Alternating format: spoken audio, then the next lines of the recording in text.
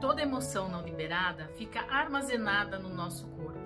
Então, o medo, a raiva, o abandono, a rejeição, tudo isso o nosso corpo armazena. Só que ele passa a viver de uma forma como se aquele evento ainda estivesse acontecendo. Com o tempo, isso vira o seu normal e o seu corpo se acostuma a sobreviver. Ele reage ao passado como se fosse presente todos os dias. O pensamento ativa a emoção.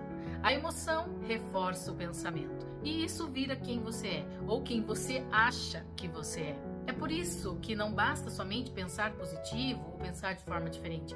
É preciso sentir diferente. Liberar as emoções do corpo é libertar o seu corpo do passado, porque só assim ele pode aprender a sentir o novo, a paz, a leveza, o amor, a alegria, a expansão.